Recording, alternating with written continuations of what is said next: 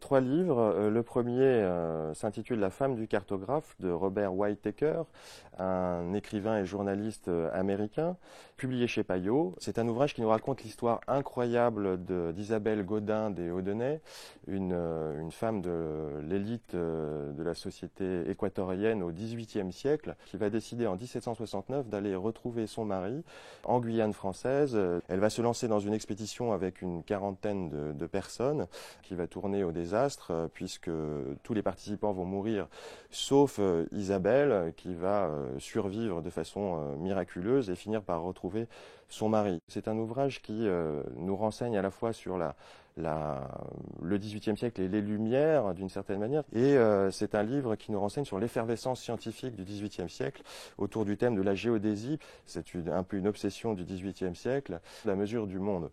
C'est aussi un ouvrage important parce que c'est un magnifique portrait de femme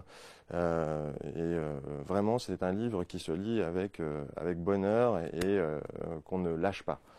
Alors le deuxième livre que j'aimerais vous présenter s'intitule Les Ottomans par eux-mêmes, publié aux Belles Lettres sous la direction d'Elisabetta Borromeo et Nicolas Vatin, deux éminents spécialistes du monde ottoman. C'est un livre articulé autour d'une question, comment les peuples et les individus extrêmement divers de cet empire vivaient le sentiment d'appartenance à cette structure, en quoi consistait pour eux le fait d'être ottoman. Cette question s'articule autour de 57 textes rassemblés ici, des textes pour la plupart inédits, et ces 57 textes émanent d'acteurs extrêmement différents de la société ottomane, du sultan jusqu'au simple sujet. Donc un livre majeur, essentiel pour comprendre la société ottomane dans son évolution à travers évidemment plusieurs siècles. Alors le troisième livre que j'aimerais évoquer est celui de Raphaël Branche, qui vient d'être publié aux éditions La Découverte, et qui s'intitule « Papa, qu'as-tu fait en Algérie? Enquête sur un silence familial ».